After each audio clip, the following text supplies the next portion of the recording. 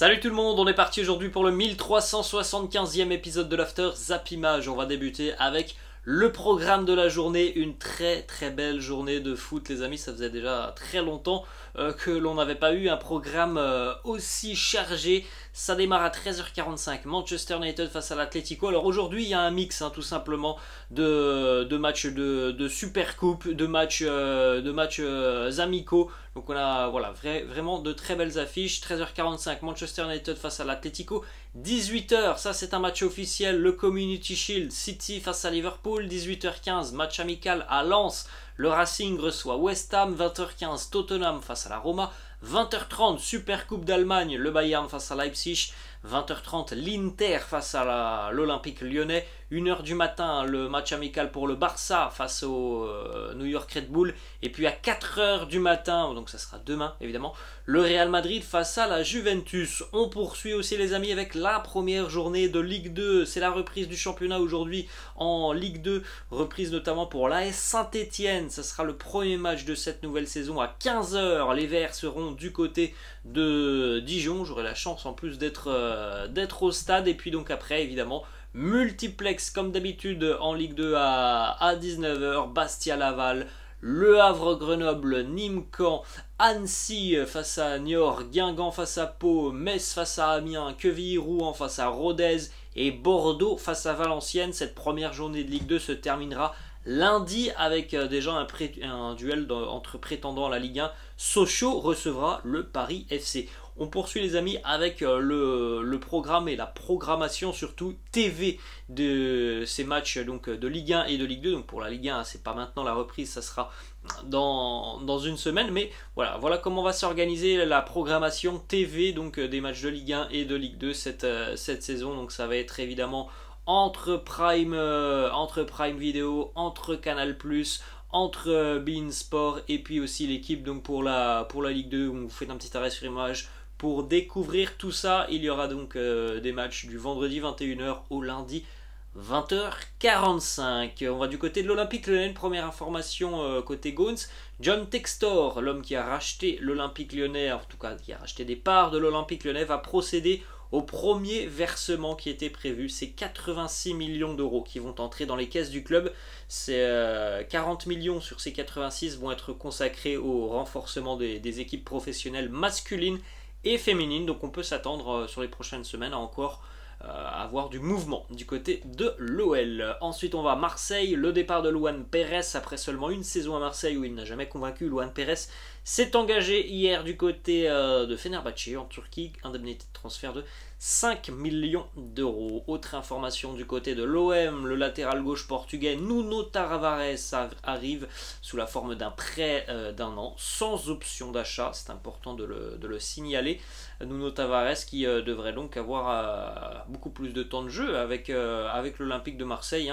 C'est un joueur qui reste très expérimenté tout de même en Angleterre malgré son très jeune âge. Alors il est vrai que cette année il aurait fait face à une concurrence beaucoup plus forte. Donc rejoindre Marseille c'est peut-être une très bonne opportunité pour lui. Ensuite on va du côté du Stade Rennais. Une arrivée dans le secteur défensif. Une arrivée qui a coûté cher au Stade Rennais.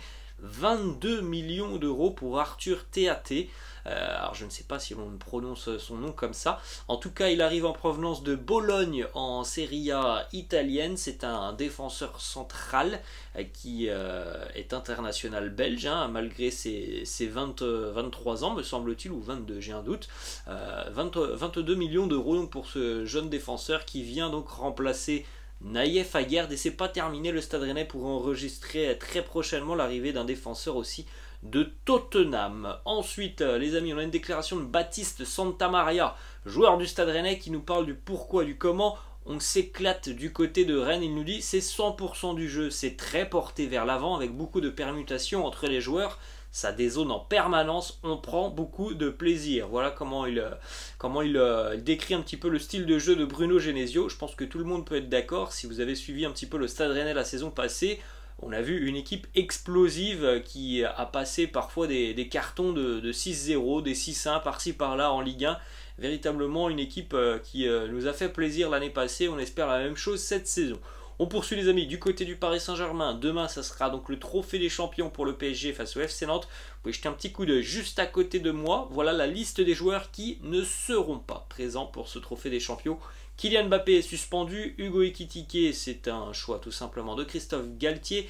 Layvin Kurzawa, Wijnaldum, Herrera, Draxler et Rafinha sont eux écartés du groupe. Sinon, évidemment, le groupe est au grand complet. Ensuite, malgré le fait que Kylian soit suspendu, il pourrait tout de même faire le déplacement avec le groupe du Paris Saint-Germain, donc à Tel Aviv, pour ce trophée des champions, puisqu'on rappelle que le trophée des champions se jouera en Israël demain.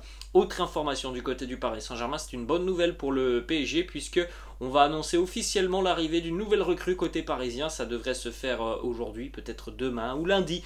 Renato Sanchez devrait donc s'engager avec le Paris Saint-Germain. Ça sera sous la forme d'un prêt avec une option d'achat obligatoire. Ça a été le cas aussi pour Hugo Ekitike. L'option d'achat obligatoire sera de 10 millions d'euros. Donc voilà, on est enfin quasiment tombé d'accord entre le PSG et Lille. Et le feu vert a été annoncé par plusieurs journalistes hier. Ça va arriver dans les toutes prochaines heures. Ensuite, les amis, on va aller du côté de Barcelone avec l'arrivée de Jules Koundé qui s'est engagé donc jusqu'en 2027. La clause libératoire du défenseur français est élevée à 1 milliard d'euros. Alors pour Jules Koundé, les amis, il va falloir tout de même du côté du Barça réussir à s'imposer défensivement, parce qu'il y a une véritable malédiction du côté de Barcelone avec les défenseurs français. Regardez un petit peu juste à côté de moi, là on a que des défenseurs français qui ont parfois eu d'immenses difficultés du côté du Barça. Alors le plus récent étant Umtiti et Jean-Claire Todibo. On a eu aussi du Philippe Cristanval, du Laurent Blanc et du Frédéric Déhu. Ça ne s'est pas toujours bien passé pour les défenseurs français du côté du Barça. Une petite information qui concerne les Girondins de Bordeaux qui vont obtenir 5 millions d'euros suite au transfert de Jules Koundé au FC Barcelone. Ils avaient évidemment été très intelligents lorsqu'ils avaient vendu Koundé du côté de l'Espagne. Et bien voilà, il y avait eu une petite clause, un pourcentage à la revente. Ça fait 5 millions de plus dans les caisses des Girondins de Bordeaux. Ensuite, on a une déclaration de Monchi, directeur sportif de Séville, qui nous parle donc du Barça et de Chelsea et du dossier Koundé. Il nous dit le jeudi soir, donc ça c'était il y a une semaine, Koundé était vendu à Chelsea. On avait accepté l'offre et tout le monde était d'accord. Mais quelques heures après, Chelsea a commencé à douter.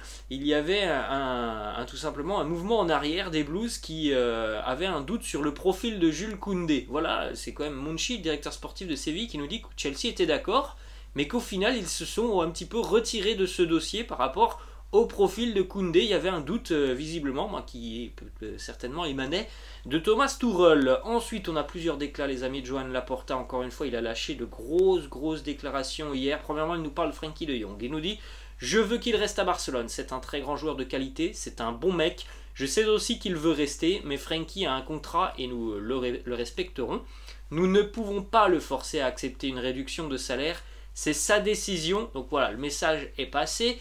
On veut bien que tu restes, mais s'il te plaît, fais un effort financier, réduis ton salaire. Voilà comment on peut voir les choses maintenant en ce qui concerne Frenkie de Jong. Ensuite, d'autres déclats de Joan Laporta qui a été questionné évidemment sur pourquoi et comment le Barça a réussi à signer autant de joueurs en étant dans une situation financière très critique il y a encore quelques semaines. Il nous dit « C'est vrai, nous étions dans un état très critique ».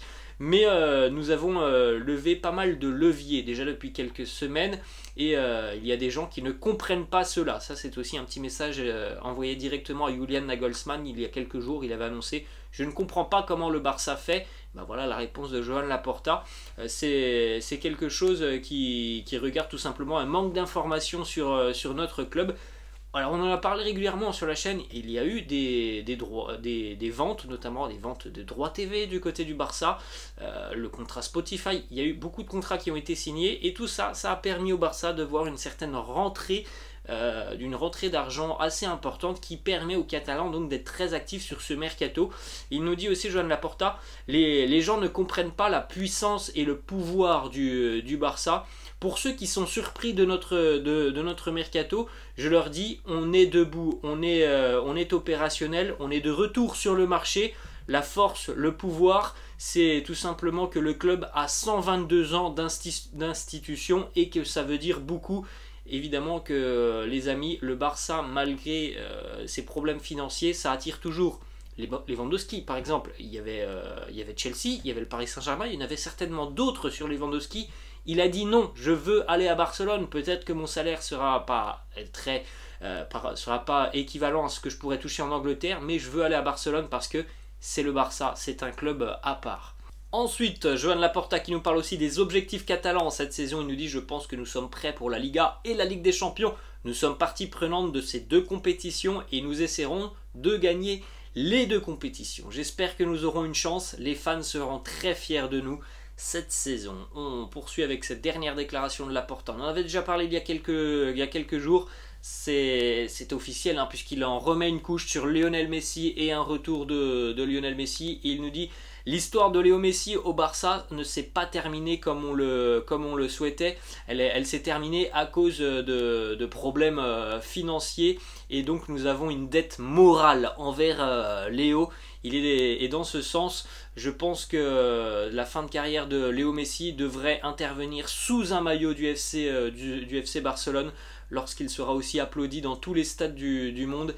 Et c'est en ce sens que Joan Laporta a dit aussi que voilà, le Barça avait un plan pour faire revenir Lionel Messi. Il y a une stratégie qui sera mise en place, donc attention au PSG l'année prochaine. Le Barça va tout faire pour rapatrier Léo. Ensuite on continue les amis avec l'effectif du FC Barcelone à l'heure actuelle et donc le 11 que pourrait aligner Xavi à l'heure actuelle. Vous faites un petit arrêt sur image pour découvrir tout ça. C'est du très très lourd hein, évidemment. Quasiment tous les postes sont doublés avec beaucoup de qualité. Donc voilà, le mercato est déjà réussi pour le Barça et Joan Laporta a annoncé en plus hier que c'était peut-être pas terminé, il pourrait y avoir encore des surprises. Ensuite les amis, on va du côté du Real Madrid. Carlo Ancelotti a annoncé son plan tout simplement pour la Supercoupe d'Europe. Dans quelques jours le Real va affronter l'Eintracht Francfort. Le 11 qui sera aligné face à l'Eintracht Francfort sera le même 11, à moins qu'il y ait des blessés, que celui qui a gagné la Ligue des Champions face à Liverpool. Les joueurs seront récompensés, donc Tchouaméni et Rudiger seront sur le banc de touche. Du côté de l'Atlético Madrid, une déclaration d'Enrique Cerezo, président de l'Atleti, après l'arrivée de Nahuel Molina, latéral de l'Udinese qui s'est engagé avec l'Atleti cette semaine. Il nous dit, donc après l'arrivée de Nahuel, le club a réussi à mettre la main sur la dernière pièce manquante. Je le répète, amis journalistes, la dernière pièce que nous recherchions. Donc voilà, il fait passer un petit peu le message que visiblement le mercato de l'Atleti est peut-être terminé. On continue les amis, du côté de l'Angleterre, on va à Manchester United et on annonce déjà premièrement le grand retour de Sir Alex Ferguson. Le légendaire coach de Man U est de retour au sein des Red Devils. Il va occuper le rôle de conseiller. Ensuite, on a quelques déclats, ou plutôt quelques posts sur les réseaux sociaux de Cristiano Ronaldo qui était très actif hier sur Instagram. Alors premièrement, il a laissé ce petit message sur Instagram lors d'une discussion. Il est arrivé en personne et il a annoncé dimanche le roi va jouer. Donc dimanche, Manchester United va affronter le Rayo Vallecano et visiblement Cristiano va disputer cette rencontre. Ensuite, autre post de Cristiano sur les réseaux sociaux, il répond lui-même à un journaliste qui annonce donc son envie de quitter Manchester United, que Jorge Mendes, son agent, fait tout pour qu'il quitte le club. Réponse de Cristiano, il est impossible pour vous de ne pas parler de moi pendant une journée. Vous savez, en racontant des mensonges, eh bien vous attirez l'attention des gens, mais continuez comme ça. Un jour, vous aurez peut-être les bonnes nouvelles à dévoiler aux gens. Ensuite, dernier post laissé par Cristiano sur les réseaux sociaux hier, c'est une réaction par rapport à ce que l'on avait vu en milieu de semaine, le message des fans de l'Atlético à CR7, avec cette banderole lors d'un match amical, CR7 not welcome. Voilà la réponse de Cristiano avec des emojis. en train de pleurer de rire. On avait un Cristiano très présent sur les réseaux sociaux hier. Ensuite, on va du côté de Chelsea, match amical hier pour les Blues, qui se sont imposés 3-1 face à l'Udinese. N'Golo Kanté a marqué, Mason Mount, et le premier but aussi pour Raheem Sterling, sous ses nouvelles couleurs, d'une belle frappe du gauche tendue qui est allée dans le petit filet opposé du gardien de l'Udinese. Le Raheem Sterling a déjà aussi sa fresque murale du côté de Stamford Bridge. Il n'a même pas mis les pieds à Stamford Bridge à l'heure actuelle, qu'il a déjà une fresque murale. Ensuite, on va du côté de Manchester City, les amis. Premièrement, il y a une déclaration de Gérard Romero, célèbre journaliste catalan, qui a annoncé notamment en premier le transfert de Rafinha et le transfert de Koundé. Gérard Romero qui annonce hier, Bernardo Silva se rapproche encore un peu plus du FC Barcelone. C'est peut-être ça ce que voulait dire Joan Laporta, il y aura encore de nouvelles surprises. Ce serait énorme encore une fois l'arrivée de Bernardo Silva du côté du Barça. Autre information du côté de City. Alors on l'a dit aujourd'hui, c'est le Community Shield. City va affronter Liverpool à 18 h. Pep Guardiola a annoncé hier en conférence de presse l'absence de Aymeric Laporte pour tout le mois d'août après une opération au niveau du genou. Il devrait revenir en septembre sur les terrains. Deux déclats de Pep Guardiola. Premièrement, il nous parle d'Erling Haaland. Il nous dit: il est prêt à jouer contre Liverpool. La première impression est vraiment bonne. Il est drôle, il s'est très bien installé, c'est important. Les gens pensent que c'est pas important, mais être accepté dans un vestiaire, c'est quelque chose de primordial. Donc les amis, on peut s'attendre à voir Haaland titulaire ce soir face au reste de Liverpool. Pep Guardiola qui nous dit aussi: je suis encore plus confiant sur le fait d'avoir une belle saison. Ces joueurs ont soif de trophées, ils aiment gagner, ils consacrent leur vie à Manchester City. Je suis le manager de cette équipe et c'est fantastique. Je suis entouré des meilleurs professionnels. On va du côté de Liverpool, la déclaration de Jürgen Klopp qui nous parle donc du Community Shield et qui nous dit: si tu gagnes cette compétition, ça devient une compétition importante. Si tu perds ce match, c'est tout de suite beaucoup moins important. C'est vrai qu'il y a deux poids deux mesures par rapport à ce Community Shield, mais le fait que ça soit face à Manchester City, c'est tout de même quelque chose de très important, je pense, et pour City et pour Liverpool. On va aller du côté d'Arsenal, les amis. Le troisième maillot des Gunners a été dévoilé hier, maillot rose pour les Gunners. On jette un coup d'œil, on rappelle, aux trois maillots donc, des Gunners pour cette saison. Il y a des designs tout de même plutôt sympas. On va poursuivre, les amis, du côté de la Championship, deuxième division anglaise. C'était la reprise du championnat hier soir au John Smith Stadium. Huddersfield recevait Burnley. Burnley qui, on le rappelle, les amis, a évolué pendant 6-7 ans en Première Ligue. Ils ont été relégués donc, à la fin de la saison dernière. C'était le retour donc en Championship hier pour les Clarets de Burnley. 1-0 la victoire pour les Clarets du côté d'Huddersfield. Pour rappel, les amis, les Clarets sont entraînés par Vincent Kompany. Et Vincent Kompany, voilà, il a eu la chance de travailler très longtemps aux côtés de Pep Guardiola. Donc il essaye un petit peu de reproduire ce qu'il a vu du côté de Manchester City. Et c'est complètement fou quand on pense que Burnley est une équipe spécialisée kick and rush sous Sean Dyche.